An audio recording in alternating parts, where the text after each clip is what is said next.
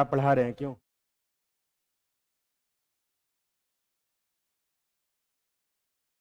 Article 23 चल रहा है।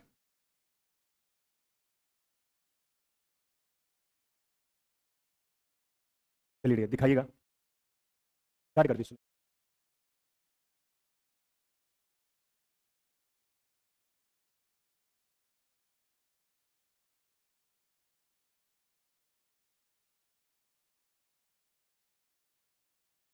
ये सरकार दे सकती है ना। देखिए आप एक चीज देखे होंगे, सरकारी बसें भी हैं और प्राइवेट बसें भी हैं, सरकारी स्कूल भी, प्राइवेट बसें भी हैं। सरकार स्कॉलरशिप भी देती है कि नहीं? कुछ जगह प्राइवेट में भी लागू सरकार कर सकती है, या कहीं कहीं आप देखेंगे हो सकता है कि सरकारी में लागू करें। जैसे पुलिस का एग्जाम हुआ था, सरकार ने फ्री ऑफ कॉस्ट बसें करी, लेकिन प्राइवेट में किराया लग रहा था। सरकार चाहेगी तो लागू कर सकती है कि नहीं? लेकिन सरकारी स्कूल में लागू नहीं किया, केवल मतलब प्राइवेट में नहीं लागू, केवल सरकारी स्कूल में। हाँ, तो हाँ, पुलिस मतलब आपको 24 घंटे तक ही अपने पास रख। देखो मैंने आपको बात समझो, मैंने लिखवा है कि ले जाने के समय को छोड़कर, मान लो क्रॉसिंग आ जाए, गाड़ी पंचर हो जाए, 24 घंटे ज्यादा होता है, इसको इशू नहीं माना जाएगा, है कि नहीं? दूसरी बात क्या है कि मान लीजिए कोर्ट कचहरी बंद हो, के लिए भी इशू नहीं माना जाएगा। पुलिस उस कंडीशन में आपको रख सकती है। लेकिन सब चीजें रियली चल रहा हो, 24 घंटे ज्यादा हो, तो उस पर जजमेंट कर सकती है। बात के लोग नहीं। 12 से लेकर 22 तक कितने लोग याद किए आजकल? 12 से लेकर 22 तक कितने लोग को ऐसे हैं जो याद नहीं हो? बात उठाए। कितने लोग ऐसे हैं जिनको याद नहीं है? क्या वजह तुमको क्या नहीं याद है? पढ़े नहीं थे क्या? काफी दिन बाद आ रहे हो? चलो कोई बात नहीं, तबीयत खराब हो गई थी, अब स्वस्थ हो? बात नहीं। चलो तो लिखो आर्टिकल 23(1) में मैंने हेडिंग डलवाया था। चलो कंटिन्यू करते हैं।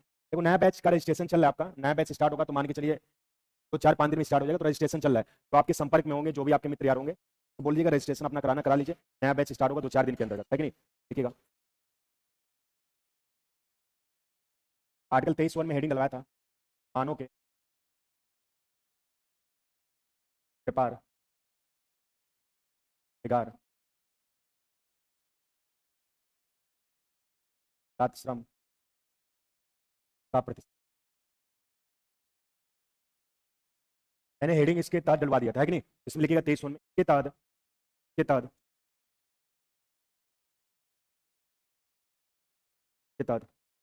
किसी भी व्यक्ति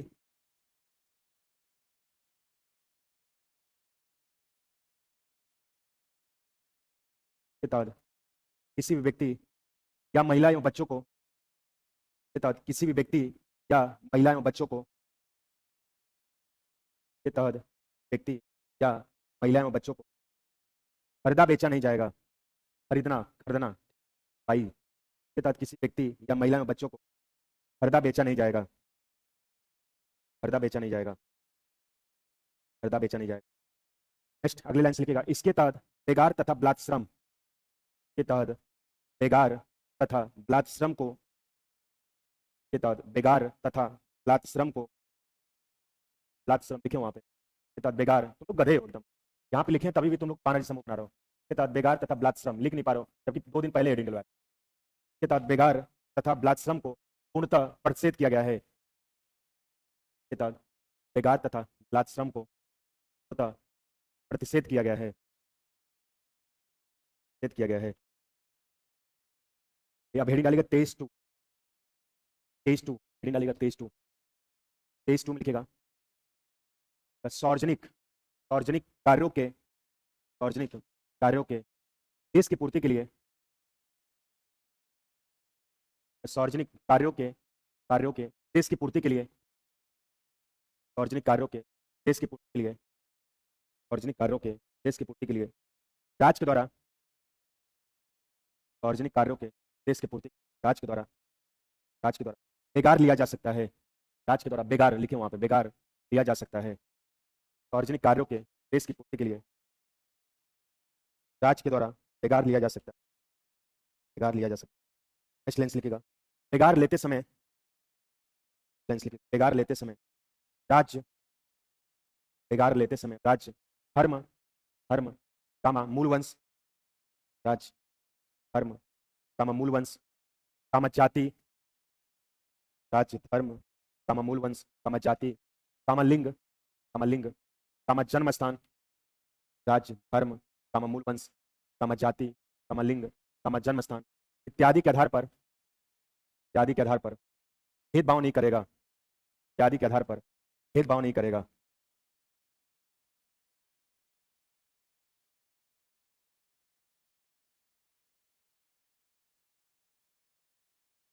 आर्टिकल 24 हेडिंग डालो, आर्टिकल 24 इंपॉर्टेंट है, डालो आर्टिकल 24। लेकिन आर्टिकल 24 में आर्टिकल 24 देखिएगा, बोले आर्टिकल 24 देखिएगा के तहत 14 वर्ष से कम आयु के बच्चों को, के तहत 14 वर्ष के कम आयु के बच्चों को, कम आयु के बच्चों को दुकानों, होटलों, 14 वर्ष के कम आयु के बच्चों को दुकानों, होटलों, सार्वजनिक भोजनालयों के तहत 14 वर्ष से कम आयु के बच्चों दुकानों, होटलों, सार्वजनिक भोजनालयों, कोयला खदानों, सार्वजनिक भोजनालयों, कोयला खदानों आदि में नियुक्त नहीं किया जाएगा, आदि में नहीं किया जाएगा, आदि में। चलिए अब समझिएगा, 5 मिनट समझिएगा तब लिखिएगा इसका मतलब है क्या। आदि में नियुक्त, अपॉइंटमेंट होता है, नियुक्त नहीं, समझिएगा। संविधान के अंतर्गत हम लोग मौलिक अधिकार के अंतर्गत आर्टिकल 12 से लेकर 22 तक हम लोग पढ़ लिए है नहीं, और 12 से लेकर 22 तक यानी कि आप लोग याद भी कर लिए। अब संविधान का आर्टिकल 23 यानी पहला अधिकार हम लोगों ने पढ़ा था समानता का अधिकार 14 से 18 तक, इक्वलिटी ऑफ राइट्स, कैसे समाज में इक्वलिटी होनी चाहिए, समानता होनी चाहिए, उसके बाद में 14 से 18 तक हम लोग टोटल 5 आर्टिकल पढ़ा था, है कि नहीं, बोलो। इसके बाद कल हम लोग ने, कल की क्लास में सैटरडे में 19 से लेकर 22 तक यानी कि इस चीज को हम लोग कैप्चर कर चुके हैं। 19 से 22 तक हम लोग आर्टिकल पढ़ चुके हैं। 19 से 22 में हम लोग ने स्वतंत्रता का अधिकार में टोटल 4 आर्टिकल पढ़े थे। अब अगला अधिकार है, छोटा है, 10 से 15 मिनट के अंदर टॉपिक है। इस टॉपिक का नाम है शोषण के विरुद्ध अधिकार। अगला तीसरा अधिकार जो आपको पढ़ना है, शोषण के विरुद्ध अधिकार।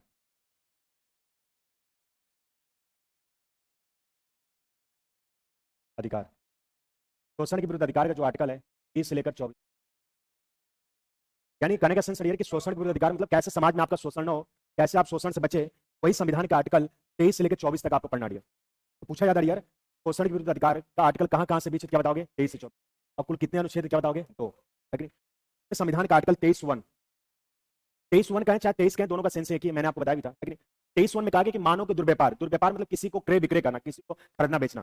तो मानव में चाहे बच्चा, चाहे महिला, चाहे व्यक्ति, कोई भी आ सकता है। किसी भी व्यक्ति, किसी भी बच्चों को खरीदा बेचा नहीं जाएगा।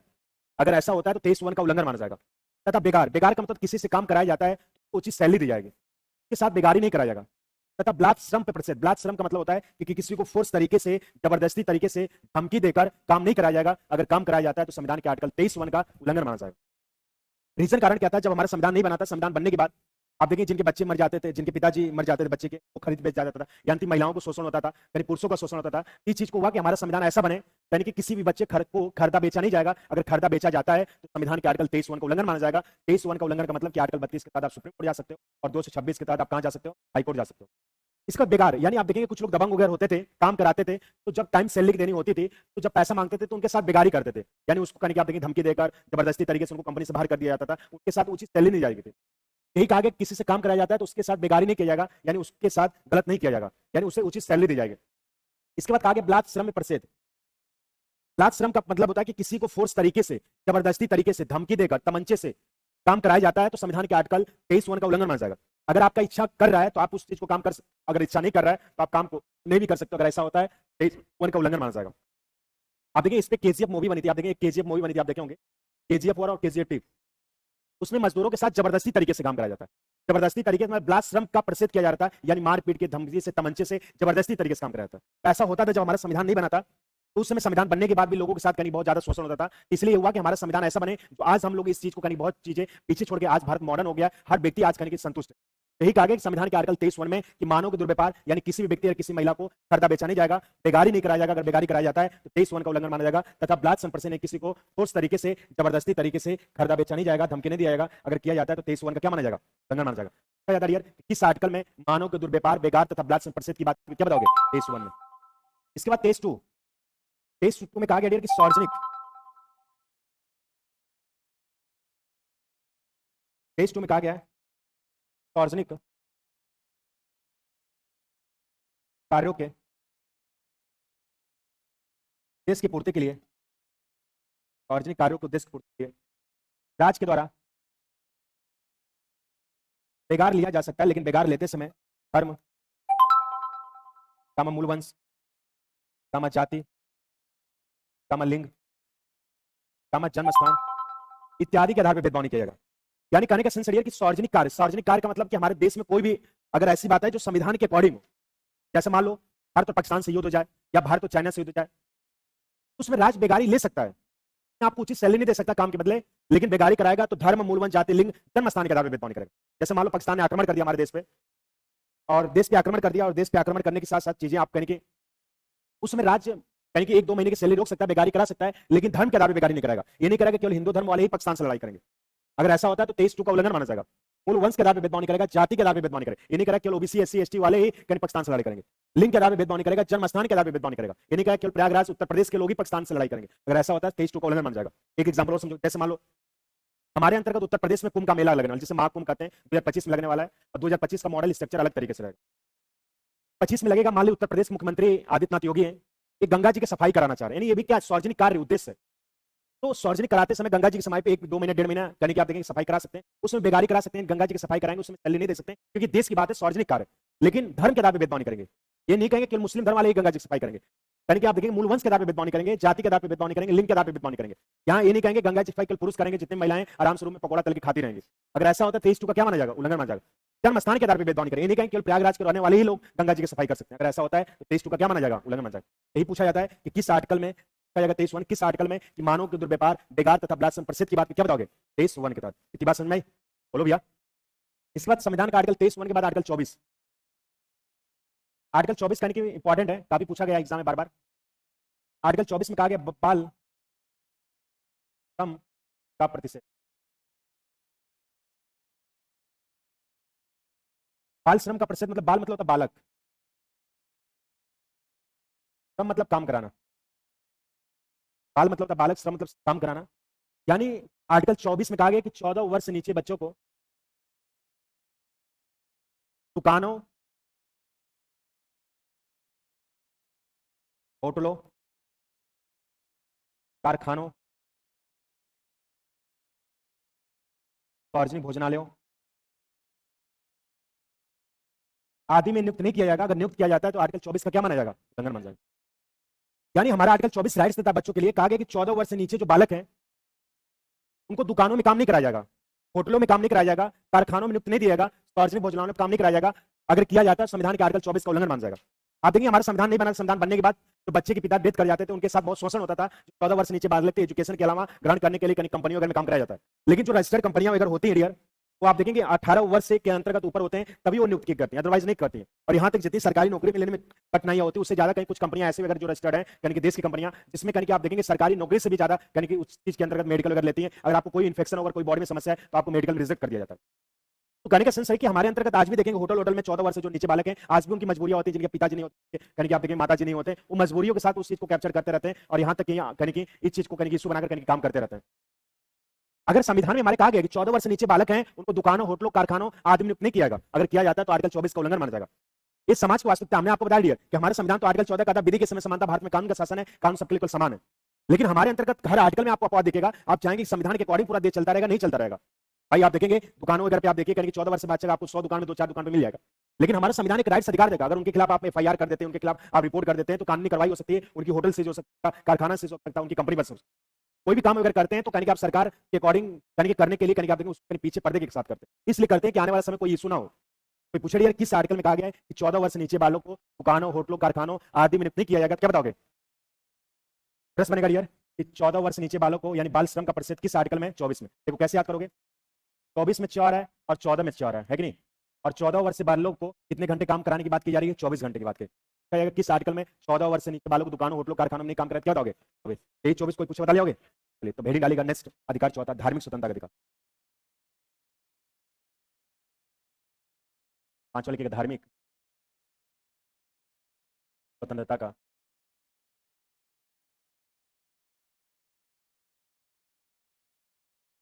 आर्टिकल 25 से 28।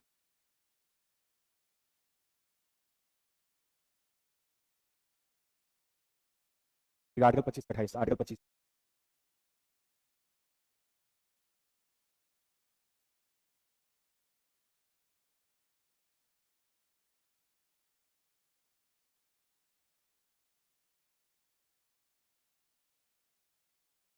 बोले यार देखिए इसके तहत भारत का कोई भी नागरिक, के तहत भारत का कोई भी नागरिक अपने, के तहत भारत का कोई भी नागरिक अपने अंतःकरण के अनुसार, यहाँ पे लिख दिया, अंतःकरण के अनुसार अपने धर्म को मान सकता है, यहाँ पे लिख दिया, के तहत भारत का कोई भी नागरिक अपने अंतःकरण के अनुसार, अपने अंतःकरण के अनुसार अपने धर्म को मान सकता है, अंतःकरण के अनुसार अपने धर्म को मान सकता है, तथा तथा अपने धर्म को आचरण कर सकता है, आचरण मतलब ग्रहण करना, आचरण कर सकता है, तथा अपने धर्म को आचरण कर सकता है, अपने धर्म को आचरण कर सकता है, तथा तथा प्रचार प्रसार, तथा प्रचार प्रसार भी कर सकता है, तथा प्रचार प्रसार भी कर सकता है, तथा प्रचार प्रसार भी कर सकता है। यह उसका मौलिक अधिकार है, प्रचार प्रसार भी कर सकता है, यह उसका मौलिक अधिकार है। हेडिंग डालेगा, नोट में लिखेगा, नोट में लिखेगा, नोट में लिखेगा, लिखेगा हिंदुओं के द्वारा स्थापित, हिंदुओं के द्वारा स्थापित एस्टेब्लिश्ड, हिंदुओं के द्वारा स्थापित धार्मिक संस्थाओं ब्रैकेट में मंदिर, नोट में लिखेगा हिंदुओं के द्वारा स्थापित धार्मिक संस्थाओं ब्रैकेट में मंदिर, हिंदुओं के द्वारा स्थापित धार्मिक संस्थाओं ब्रैकेट में मंदिर में, धार्मिक संस्था ब्रैकेट मंदिर में, हिंदू धर्म में, मंदिर में, धर्म में आस्था रखने वाले लोग द्वारा स्थापित धार्मिक संस्थाओं ब्रैकेट मंदिर में, हिंदू धर्म में आस्था रखने वाले, हिंदू धर्म में आस्था रखने वाले, हिंदू धर्म में आस्था रखने वाले प्रवेश ले सकते हैं, प्रवेश मतलब एंट्री, प्रवेश ले सकते हैं यानी एंट्री ले सकते हैं, प्रवेश ले सकते हैं, उन्हें वंचित नहीं किया जाएगा, यहाँ पे लिख दिया, उन्हें वंचित नहीं किया जाएगा, उन्हें वंचित नहीं किया जाएगा, वंचित नहीं किया जाएगा। नेक्स्ट अगला पॉइंट लिखिएगा, अगली लाइन से लिखिएगा, सुप्रीम कोर्ट ने अपने एक निर्णय मतलब डिसीजन, अगली लाइन से लिखिएगा, सुप्रीम कोर्ट ने अपने एक डिसीजन में कहा कि, निर्णय में कहा कि, सुप्रीम कोर्ट ने अपने एक निर्णय में कहा कि, निर्णय में कहा कि जैन धर्म, जैन धर्म कामा बौद्ध धर्म,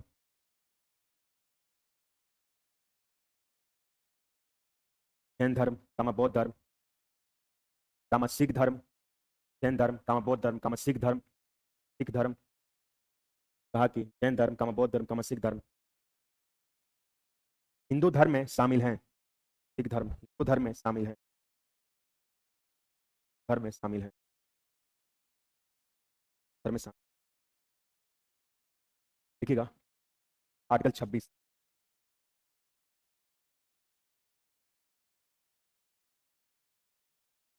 आर्टिकल 26 देख लीजिएगा, समझा रहे हैं, आर्टिकल 26,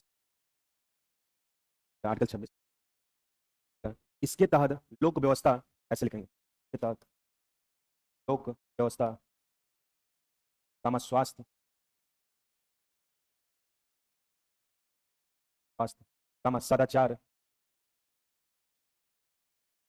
स्वास्थ्य कामा सदाचार के अधीन रहते हुए, लोक व्यवस्था कामा स्वास्थ्य क्यों सदाचार के अधीन रहते हुए, सदाचार के अधीन रहते हुए प्रत्येक व्यक्ति या संप्रदाय, इसके तहत लोक व्यवस्था कामा स्वास्थ्य एवं सदाचार के अधीन रहते हुए प्रत्येक व्यक्ति, हो यहाँ पे लिखे भी हैं, इसके तहत लोक व्यवस्था कामा स्वास्थ्य एवं सदाचार के अधीन रहते हुए, सदाचार के अधीन रहते हुए प्रत्येक व्यक्ति, प्रत्येक व्यक्ति, प्रत्येक व्यक्ति या संप्रदाय, प्रत्येक व्यक्ति या संप्रदाय धार्मिक उद्देश्यों की पूर्ति के लिए, प्रत्येक व्यक्ति या संप्रदाय धार्मिक कार्यों के उद्देश्य की पूर्ति के लिए, प्रत्येक व्यक्ति या संप्रदाय धार्मिक कार्यों के उद्देश्य की पूर्ति के लिए, धार्मिक कार्यों के उद्देश्य की पूर्ति, धार्मिक संस्थाओं का निर्माण कर सकते हैं, प्रत्येक व्यक्ति या संप्रदाय धार्मिक कार्यों के उद्देश्य की पूर्ति के लिए धार्मिक संस्थाओं का निर्माण कर सकते हैं।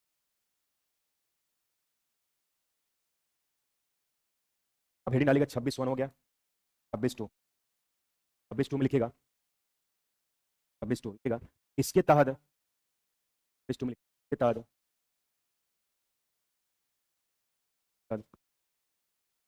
के तहत धार्मिक कार्यों की प्रबंध प्रबंध मतलब मैनेजमेंट होता है, प्रबंध मैनेजमेंट, इसके तहत धार्मिक कार्यों की प्रबंध की स्वतंत्रता प्रदान की गई है। इसके तहत धार्मिक कार्यों की प्रबंध की स्वतंत्रता प्रदान की गई है। इसके तहत धार्मिक कार्यों की प्रबंध की स्वतंत्रता प्रदान की गई है।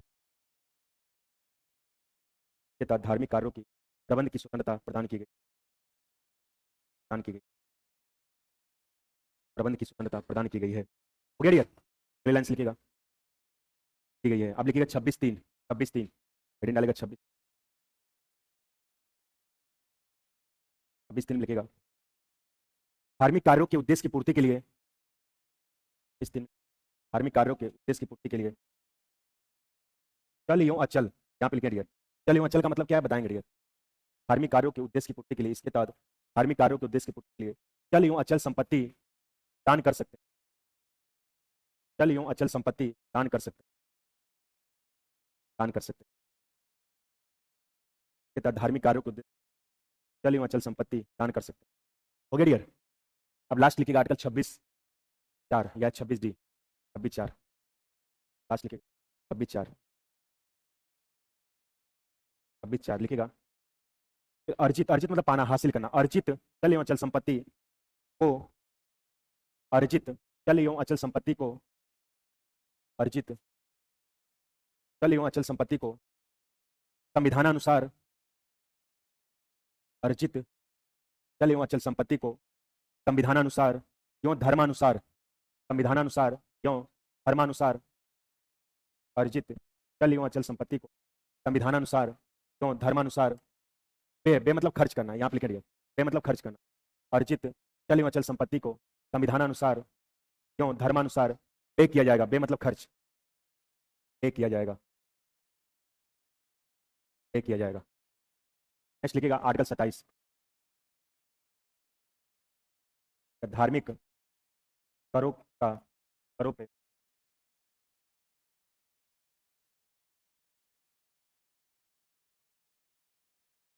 आर्टिकल 27 में धार्मिक करों पर प्रतिषेध,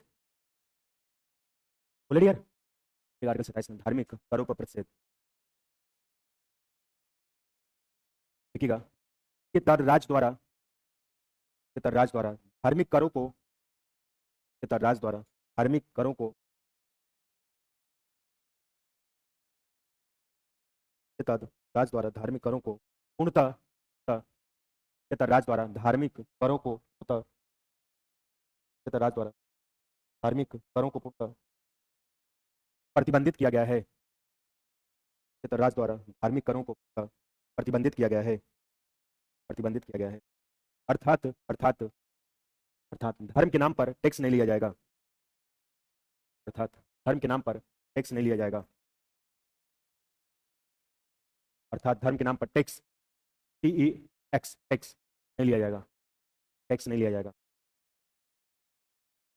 हेडिंग डालो आर्टिकल 28, 2 मिनट लिख लो, इसको समझाते हैं पूरा। आर्टिकल 28 लिखिएगा, आर्टिकल 28 में लिखिएगा। राजकीय, राजकीय मतलब गवर्नमेंट, राजकीय पॉलिटेक्निक लिखिएगा। राजकीय शिक्षण संस्थाओं में, राजकीय गवर्नमेंट राजकीय शिक्षण संस्थाओं में या मान्यता प्राप्त शिक्षण संस्थाओं में, राजकीय शिक्षण संस्थाओं में या मान्यता प्राप्त शिक्षण संस्थाओं में, राजकीय शिक्षण संस्थाओं में या मान्यता प्राप्त शिक्षण संस्थाओं में धार्मिक एजुकेशन यानी शिक्षा, राजकीय शिक्षण संस्थाओं में या मान्यता प्राप्त शिक्षण संस्थाओं में धार्मिक शिक्षा नहीं दी जाएगी, धार्मिक शिक्षा नहीं दी जाएगी, धार्मिक शिक्षा नहीं जाएगी। लेकिन लेकिन लेकिन धार्मिक मानकों के अनुसार, लेकिन धार्मिक मानकों के अनुसार, लेकिन धार्मिक मानकों के अनुसार धार्मिक संस्थाओं में, लेकिन धार्मिक मानकों के अनुसार धार्मिक संस्थाओं में, धार्मिक संस्थाओं में धार्मिक शिक्षा दी जाएगी, लेकिन धार्मिक मानकों के अनुसार धार्मिक संस्थाओं में धार्मिक शिक्षा दी जाएगी, धार्मिक शिक्षा। That's all. अब समझो डियर, जितना लिखे हो 15 मिनट, अब समझो, पूरा समझा रहे हैं कि आर्टिकल 12 से लेकर, यानी कहने का सेंस डियर कि हम लोग संविधान का भाग 3 पढ़े जिस टॉपिक का मौलिक अधिकार है। मौलिक अधिकार में हम लोग जानते हैं कि मूल संविधान में 7 मौलिक अधिकार थे, प्रेजेंट टाइम कितने हैं? 6 है। यही बताता ना, 6 मौलिक अधिकार में आर्टिकल 12 जानते, राष्ट्रीय परिभाषा आर्टिकल 13 में विधि की समय समानता, बाद पहला राइट्स अधिकार हम लोग पढ़ चुके हैं जिसका नाम है समानता का अधिकार 14 से 18 तक, और 14 से 18 तक बताया 5 अनुच्छेद इसको भी पढ़ चुके हैं। उसके बाद 19 से लेकर 22 तक हम लोगों ने पढ़ा था ये स्वतंत्रता का अधिकार। स्वतंत्रता का अधिकार में कुल 4 अनुच्छेद इसको भी पढ़े। अभी हम लोग ने 23 में आर्टिकल में देखा 23 से लेकर 24 तक शोषण के विरुद्ध अधिकार। 23 आर्टिकल में देखा कि मानव के दुर्व्यवहार, बेगार तथा बलात्कार पे प्रतिषेध, यानी किसी व्यक्ति किसी महिला बच्चों को खरीदा बेचा नहीं जाएगा। और आर्टिकल 24 में हम लोग ने देखा कि 14 वर्ष से नीचे बच्चों को दुकानों, होटलों आदि कारखानों में आदि में नियुक्त नहीं किया जाएगा। अगर ऐसा किया जाता तो आर्टिकल 24 का क्या माना जाएगा? उल्लंघन माना जाएगा। तो 12 से लेकर 24 तक क्लियर हुआ? अब समझो आर्टिकल 25 से 28 तक जो आप पढ़ना में 5वां अधिकार धार्मिक स्वतंत्रता का अधिकार। धार्मिक स्वतंत्रता का अधिकार जो आर्टिकल है डियर 25 से लेकर 28 तक है। इसका मतलब क्या है डियर, इस चीज को आप समझेगा। धार्मिक स्वतंत्रता का अधिकार मतलब होता है कैसे हर व्यक्ति स्वतंत्र है, पूजा पाठ में अपने धर्म को मान सकता है, कैसे आस्था कर सकता है, वही 25 से 28 तक आप पढ़ोगे डियर। तो पहला प्रश्न बनता है डियर कि धार्मिक स्वतंत्रता का अधिकार का आर्टिकल कहां से बीच क्या बताओगे? 25 से 28 तक। और कुल कितने अनुच्छेद क्या बताओगे? 4। ये तो बात क्लियर हुई। आर्टिकल 25 पहला आर्टिकल डियर आर्टिकल 25। आर्टिकल 25 में कहा गया कि भारत का कोई व्यक्ति अपने धर्म को मान सकता है, अपने धर्म को आचरण कर सकता है, अपने धर्म को प्रचार प्रसार कर सकता है। आर्टिकल 25 के तहत उसका मौलिक अधिकार है। आर्टिकल 25 में कहा गया कि सुप्रीम कोर्ट ने अपने डिसीजन में कहा कि जैन धर्म, सिख धर्म, बौद्ध धर्म हिंदू पार्ट के हैं, यानी हिंदू धर्म में शामिल है। और आर्टिकल 25 में यह भी कहा गया धार्मिक संस्थाओं में किसी वर्ग को धर्म में आस्था लेने से उसे वंचित नहीं किया जाएगा। यानी आर्टिकल 25 में यही कहा गया, यही तो। यानी आर्टिकल 25 में कहा गया भारत का कोई व्यक्ति, यानी भारत का कोई व्यक्ति का मतलब चाहे हम, आप, आपकी मम्मी पापा, सिस्टर, भाई, बंधु, किसी भी धर्म को मान सकते हैं। हम किसी भी धर्म को मान सकते हैं अपने अंतकरण। अंतकरण का मतलब होता है कि अपनी इच्छा अनुसार। अंतकरण का मतलब होता है कि अपनी इच्छा अनुसार हम किसी भी धर्म को मान सकते हैं। हिंदू धर्म, सिख धर्म, बौद्ध धर्म, जैन धर्म, हम किसी भी धर्म को मान सकते हैं। लेकिन केंद्र सरकार, राज्य सरकार कोई भी व्यक्ति जबरदस्ती धर्म को कन्वर्ट नहीं करा सकता। आप देखिए डियर, कुछ लोग हिंदू धर्म से मुस्लिम धर्म कन्वर्ट हो जाते हैं, मुस्लिम धर्म से जैन धर्म, कुछ लोग बौद्ध धर्म में कन्वर्ट हो जाते हैं। उनका आर्टिकल 25 के तहत राइट्स अधिकार है। आर्टिकल 25 में कहा कि भारत का कोई व्यक्ति किसी भी धर्म को मान सकता है। हिंदू धर्म, सिख धर्म, बौद्ध धर्म, जैन धर्म, हम किसी भी धर्म को मान सकते हैं। हम आचरण कर सकते हैं, फाइनली हम उस धर्म को आस्था कर सकते हैं, अपने धर्म को प्रचार प्रसार कर सकते हैं। हम हिंदू धर्म के अंतर्गत हैं, हिंदू धर्म के अंदर प्रचार प्रसार कर सकते हैं। हमारा ये फंडामेंटल राइट्स, मौलिक अधिकार है। लेकिन आजकल धर्म को कहां मान रहा है कोई? जब आदमी को संकट की घड़ी आती है तब आदमी को भगवान याद आते हैं। अभी कोई वैकेंसी आ जाए, मान लीजिए पीपीसीएल वैकेंसी आ जाए, टीजी 2 का एग्जाम मात्र 10 दिन बचा रहे, तो आपकी धर्म आस्था करने की प्रेम बढ़ जाएगी। आप इस बार यही कहेंगे कि हनुमान जी इस बार किसी भी तरह आप सिलेक्शन दिलवा दीजिए, आपको इतना हम लड्डू खिलाएंगे, कोई भारतवर्ष में पैदा नहीं जो आपको लड्डू खिलाए। तो आजकल धर्म के अंदर प्रति आदमी को लगाव नहीं है। हमारे राम जी को पुरुषोत्तम राम कहा जाता था। उनको पुरुषोत्तम राम इसलिए कहा जाता था कि वो अपने धर्म को आस्था प्रेम करते थे, वो अपने गुरु का सम्मान करते थे, मम्मी पापा के सम्मान के लिए उन्होंने 14 वर्ष का वनवास दिया। तो संविधान के आर्टिकल 25 में कहा कि भारत का कोई व्यक्ति किसी भी धर्म को मान सकता है। हम किसी भी धर्म को मान सकते हैं, आचरण कर सकते हैं, फंडामेंटल राइट्स, मौलिक अधिकार, अपने धर्म को प्रचार प्रसार कर सकते हैं। और सुप्रीम कोर्ट ने अपने डिसीजन में कहा कि जैन धर्म, सिख धर्म, बौद्ध धर्म को हिंदू धर्म में शामिल किया गया। और सुप्रीम कोर्ट ने कहा जितनी भी धार्मिक संस्थाएं किसी वर्ग या किसी धर्म को प्रवेश से वंचित नहीं किया जाएगा। पहले क्या तो समाज में दलित लोग जो रहते थे, अगर आप देखेंगे उस धर्म के अंदर आस्था प्रेम के अंतर्गत, यानी कि धर्म को जाने के लिए अगर मंदिर प्रवेश कर जाते तो पूरी मंदिर की सफाई कराई जाती थी। ये होता दलित वर्ग मंदिर प्रवेश किया है, पूरी मंदिर भ्रष्ट हो जाएगी, पंडित जी उस मंदिर की सफाई कराते थे। लेकिन पहले की घटनाएं थी, इसलिए हमारा संविधान बना कि भारत का कोई व्यक्ति, हर व्यक्ति स्वतंत्र अपने धर्म को किसी भी तरह आस्था प्रेम कर सकता है। तो पूछा जाता है कि संविधान के किस अनुच्छेद में भारत का कोई भी नागरिक यानी कि अपने धर्म को मान सकता है, आचरण कर सकता है? क्या बताओगे डियर? आर्टिकल 25। इसमें कई मूवी बनी धर्म के नाम पे, द केरला स्टोरी मूवी बनी, तो बहुत से ओ माय गॉड मूवी बनी। तो दिखाया गया आर्टिकल 25 में धर्म का महत्व क्या है, कैसे कैसे धर्म के नाम पे लोग लूटते हैं, आज हमारा धर्म कैसे वास्तविकता है, कैसे लोग धर्म को कन्वर्ट कर रहे हैं। तो आर्टिकल 25 समझ में आप लोगों को? इसके बाद संविधान का आर्टिकल 25 देखेंगे, आर्टिकल 26(1). मैंने कहा 26(1) का है, 26(2) का है, दोनों का सेंस है। हमने कहा कि 26(1), 26(2), 26(3), 26(4) का मतलब है कि आर्टिकल 26 को सप्लॉज देने का मतलब 26 को और मॉडिफाई कर दिया गया और बेहतर तरीके से समझाया गया। 26(1) में कहा गया डियर कि लोक व्यवस्था, समाज स्वास्थ्य एवं सदाचार के अधीन रहते हुए, सदाचार के अधीन रहते हुए धार्मिक संस्थाओं की देश की पूर्ति के लिए धार्मिक संस्थाओं का निर्माण कर सकते हैं। आर्टिकल 26(1) में कहा गया यानी लोक में स्वतः जनता व्यवस्था मतलब व्यवस्था सिस्टम, यानी जनता का सिस्टम देखते हुए, जनता की व्यवस्था देखते हुए, स्वास्थ्य को देखते हुए, सदाचार के अधीन हर एक दूसरे की सहमति से रहते हुए आप धार्मिक संस्थाओं का निर्माण कर सकते हैं। यानी मंदिर खोल सकते हैं, गुरुद्वारा खोल सकते हैं, मस्जिद खोल सकते हैं। संविधान के आर्टिकल 26 के तहत आपका मौलिक अधिकार है। तो आप कहीं भी जाइएगा, मंदिर देखिएगा, तो मंदिर में याद करिएगा कि हमारे संविधान के यानी कि आर्टिकल एक ऐसा आर्टिकल है जो 26(1) में मंदिर खोलने की बात की गई है कि नहीं? तो संविधान के आर्टिकल 26 में यही कहा गया कि लोक व्यवस्था यानी जनता की व्यवस्था देखते हुए, जनता के अकॉर्डिंग देखते हुए, स्वास्थ्य को देखते हुए, जनता के सदाचार यानी एक दूसरे की सहमति से धार्मिक संस्थाओं के उद्देश्य पूर्ति के लिए धार्मिक संस्थाओं का निर्माण कर सकते हैं, यानी गुरुद्वारा छोड़ सकते हैं, चर्च खोल सकते हैं, मस्जिद खोल सकते हैं हमारे संविधान के आर्टिकल 26 के तहत। तो हमारे संविधान के 26 में यानी कि किसकी बात की गई है? मंदिर खोलने की बात की गई। इसके बाद आप देखेंगे यार धार्मिक कार्यों को उद्देश्य पूर्ति के धर्म के प्रबंध करने की स्वतंत्रता प्रदान की गई, यानी मैनेजमेंट करने की स्वतंत्रता प्रदान की गई। यानी संविधान के 26 में आप देखेंगे यानी कि धर्म के प्रबंध करने की स्वतंत्रता की बात की गई। तो आप देखिए जब मंदिर वगैरह में जाते हैं तो उसमें एक पंडित जी मिलते हैं, है कि नहीं? और पंडित जी मिलते हैं तो उसमें पंडिताई कराते हैं, मंदिर की देखरेख करते हैं। इस लॉजिक से याद करिएगा कि जब जाइएगा मंदिर में तो पंडित देखिएगा तब तुरंत ध्यान दीजिएगा 26 में प्रबंध करने की स्वतंत्रता मैनेजमेंट देखरेख की बात की गई। यानी पंडित जी जो देखरेख करते हैं, पंडिताई कराते हैं, वो किस आर्टिकल के तहत है? 26 के तहत, है कि नहीं? मस्जिद में जाएंगे मौलवी साहब दिखेंगे, चर्च में जाएंगे फादर दिखेंगे। तो हमारे संविधान के आर्टिकल 26 के तहत कहा गया। 26 में कहा गया चल एवं अचल संपत्ति, चल एवं अचल संपत्ति धार्मिक संस्थाओं के उद्देश्य पूर्ति के लिए यानी धार्मिक संस्थाओं में आप दान कर सकते हैं। चल संपत्ति क्या है? तो चल संपत्ति वह संपत्ति होती है जिस संपत्ति को एक से स्थान तक दूसरे स्थान तक ले जा सकते हैं। जैसे हमारा पर्स है तो पर्स को हम चाहेंगे तो कहीं भी ले जा सकते हैं। अचल संपत्ति क्या? इसी का सेम उल्टा, अमिश्र होता नहीं, चलमत संपत्ति यानी वह संपत्ति जिसको एक से दूसरे स्थान तक ना ले जा सके उसको हम क्या कहते हैं? अचल संपत्ति। जैसे मान लीजिए इस मकान को हम कहीं ले जा सकते हैं, नहीं ले जा सकते, जमीन को कहीं ले जा सकते नहीं, उसी को अचल संपत्ति कहते हैं। तो मंदिर में चल अचल संपत्ति को आप संविधान अनुसार क्या कर सकते हैं? दान कर सकते हैं। 26 के तहत आपका मौलिक अधिकार है। तो 26 के तहत मंदिर को आप देखिएगा तो पंडित जी को आप देखेंगे यानी कि 26 के तहत आप देखेंगे उसमें मंदिर खोलने की बात की गई 26 के तहत। और 26 में आपको कौन दिखेगा? पंडित जी। और जब जाएंगे मंदिर में प्रवेश करेंगे तो एक दान पेटिका दिखेगा, दान पेटिका दिखेगा। और संविधान के किस आर्टिकल के तहत दान पेटिका बना हुआ है? तो क्या बताओगे? 26(3) के तहत। जाइएगा मंदिर में प्रवेश करिएगा तो ₹1 सिक्का डालिएगा, ऐसा ना पता चले मंदिर में डालने से मंदिर में पैसे उठा लें, है कि नहीं?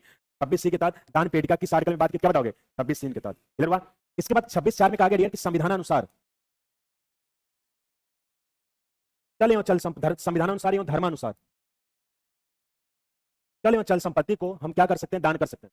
यानी संविधानानुसार का मतलब संविधान के अकॉर्डिंग यानी देश के अकॉर्डिंग, धर्मानुसार धर्म के लिए हम चल एवं चल संपत्ति को संविधानानुसार व्यय कर सकते हैं, यानी खर्च कर सकते हैं, यानी व्यय खर्च कर सकते हैं। यानी मान लीजिए दान पेटिका में जो भी पैसा आ रहा है 1 करोड़ 2 करोड़ चाहे 3 करोड़ जो भी पैसा आ रहा है उसको हम संविधानानुसार खर्च करेंगे। और धर्मानुसार, धर्मानुसार का मतलब होता है कि जो कहीं मंदिर की है, कहीं रंगाई पोताई, कहीं भी टूटा वगैरह कहीं कुछ भी हुआ है उसकी कलर वगैरह मंदिर के निर्माण के लिए हम खर्च कर सकते हैं। संविधानानुसार कर सकते हैं। मान लीजिए जैसा पैसा और मंदिर में तो हम लगा रहे हैं, पैसा बच जाए तो गरीबों के लिए कंबल बांट सकते हैं, गरीबों के लिए खाने की व्यवस्था कर सकते हैं। जिस एरिया मंदिर है वहां के लोगों को पैसा यानी कि जो निर्धन बालक है उनके लिए हम घर मकान भी बनवा सकते हैं। संविधानानुसार करेंगे, ऐसा नहीं कि संविधान के विरुद्ध काम करेंगे। मंदिर मान लीजिए 10,000 रुपया आया, ऐसा नहीं होगा कि कहेंगे पौवा पीने वाले हैं आज मंदिर की तरफ पौवा पिलाया जाएगा। अगर ऐसा होता है 26(4) का क्या माना जाएगा? उल्लंघन माना जाएगा। यही संविधान का आर्टिकल 26(4) कहा गया कि संविधानानुसार और धर्मानुसार यानी कि आप देखेंगे यानी कि संविधानानुसार और धर्मानुसार को यानी कि आप देखेंगे मंदिर वगैरह में जो पैसा उसको क्या करेंगे? व्यय यानी खर्च करेंगे। सबसे ज्यादा यही पूछा गया है आर्टिकल 26 में ही कहा गया कि लोक व्यवस्था और स्वास्थ्य को देखते हुए सदाचार के अधीन धार्मिक संस्थाओं का क्या कर सकते हैं? हम निर्माण कर सकते हैं। तो एक लाइन में हम लोगों ने पूरा समझा। पहला मंदिर देखेंगे तो किस आर्टिकल के तहत मंदिर खोलने की बात की गई? 26 के तहत। मंदिर में पंडित जी देखेंगे तो किस आर्टिकल कहा गया? 26(2). और दान पेटिका देखेंगे किस आर्टिकल कहा गया?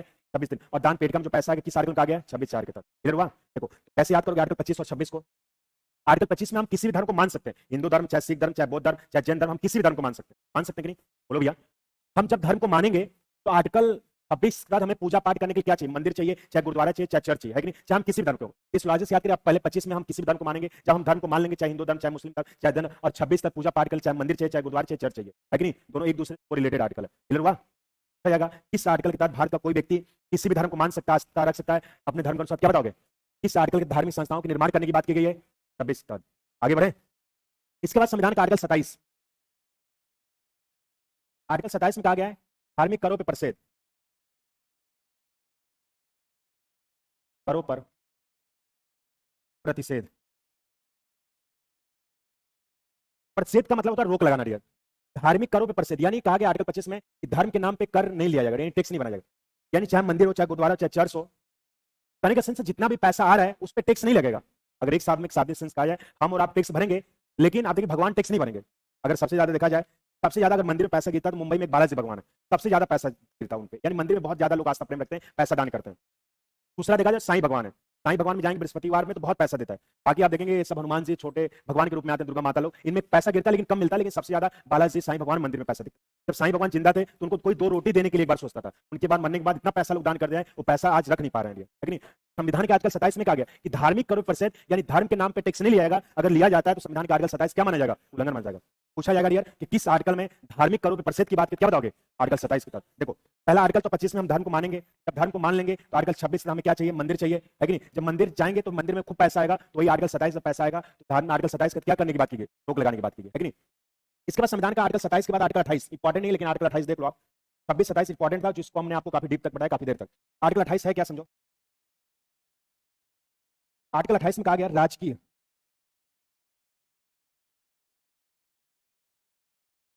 राजकीय शिक्षण संस्थाओं में या मान्यता प्राप्त शिक्षण संस्थाओं में धार्मिक शिक्षा नहीं दी जाएगी, लेकिन धार्मिक मानकों के अनुसार राजकीय शिक्षण संस्थाओं में धार्मिक शिक्षा दी जा सकती है, लेकिन आर्टिकल 28 का क्या नहीं माने उल्लंघन माना जाएगा। तो इसका मतलब क्या डियर, समझेगा। राजकीय मतलब गवर्नमेंट शिक्षण संस्थाओं, जो स्कूल कॉलेज हैं, चाहे सरकारी हैं चाहे गवर्नमेंट है, तो आर्टिकल 28 में क्या, राजकीय शिक्षण संस्थान जो सरकारी स्कूल कॉलेज हैं या मान्यता प्राप्त, चाहे प्राइवेट हो लेकिन मान्यता प्राप्त शिक्षण संस्थाएं, उसमें धार्मिक शिक्षा नहीं दी जाएगी।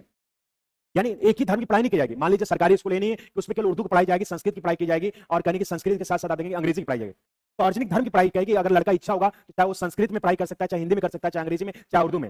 यही कहा गया कि राजकीय शिक्षण संस्थाओं में या मान्यता प्राप्त शिक्षण संस्थाओं में धार्मिक शिक्षा नहीं दी जाएगी, लेकिन धार्मिक मानकों के अनुसार जहां पे केवल धर्म की पढ़ाई की जाती है, जैसे मदरसा हुआ, संपूर्णानंद हुआ, इसमें जाएंगे संपूर्णानंद में केवल संस्कृत की पढ़ाई की जाती है, मदरसा में जाएंगे केवल उर्दू की पढ़ाई जाएगी, लेकिन धार्मिक मानकों के अनुसार केवल जहां पे धर्म की पढ़ाई की जाती है, अगर उस धर्म की पढ़ाई के लिए शिक्षण संस्था में धार्मिक शिक्षा दी जाती है, तो आर्टिकल 28 का क्या नहीं माना जाएगा, उल्लंघन नहीं माना जाएगा। तो आर्टिकल 28 ये राइट्स देता है कि जो राजकीय शिक्षण संस्थाएं या मान्यता प्राप्त शिक्षण संस्थाएं, उसमें धार्मिक शिक्षा नहीं दी जाएगी, लेकिन जो धार्मिक मानकों के अनुसार शिक्षण संस्थाएं, उसमें धार्मिक शिक्षा दी जा सकती है। तो आर्टिकल 28 इंपॉर्टेंट नहीं, तो कोई पूछे किस आर्टिकल में राजकीय शिक्षण संस्थाओं में धार्मिक शिक्षा नहीं दी, क्या बताओगे, आर्टिकल 28। तो 23 से लेकर 28 तक कोई पूछे, बता लियोगे। बताओ किस आर्टिकल में मानव के दुर्व्यापार, बेकार तथा ब्लास्ट प्रतिशत की बात की गई है। किस आर्टिकल में 14 वर्ष से नीचे बच्चों को दुकानों, होटलों, कारखानों में, किस आर्टिकल में भारत का कोई व्यक्ति किसी धर्म को मान सकता है, आस्था रख सकता है। किस आर्टिकल में धार्मिक संस्थाओं के निर्माण करने की बात की गई है। किस आर्टिकल में धार्मिक करों के प्रतिशत की बात की गई है। किस आर्टिकल में राजकीय शिक्षण संस्थान में धार्मिक शिक्षा नहीं दी जाएगी, आर्टिकल 28 में, है कि नहीं। चलो अगला राइट्स डालो, टाइम हो गया, एक हेडिंग डालो, अगले दिन पढ़ाएंगे, कल लिखो। देखो बहुत टाइम लग रहा है, लेकिन ये सब भूलेगा नहीं आर्टिकल, 1-2 दिन और चलेगा, इसके बाद कंप्लीट हो जाएगा आपका धार्मिक संस्कृति तथा शिक्षा का अधिकार। हेडिंग डालेगा संस्कृति तथा शिक्षा का अधिकार, पहला 6वां अधिकार जाएगा संस्कृति, आर्टिकल 29।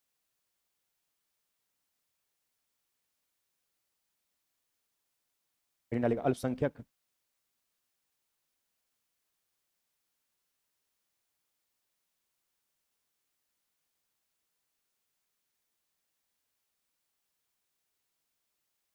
हेडिंग डालेगा आर्टिकल 29 अल्पसंख्यक वर्गों का संरक्षण। हेडिंग डाल दीजिएगा, बाकी हमारी नेक्स्ट क्लास से आपकी भगन सर की क्लास रहेगी, ठीक, तो कल पढ़ते हैं। तो 25 12 से लेके 28 तक आप लोग याद कर लिया होगा ना। चलिए इसको हेडिंग डाल के छोड़ दिए, कल पढ़ते हैं।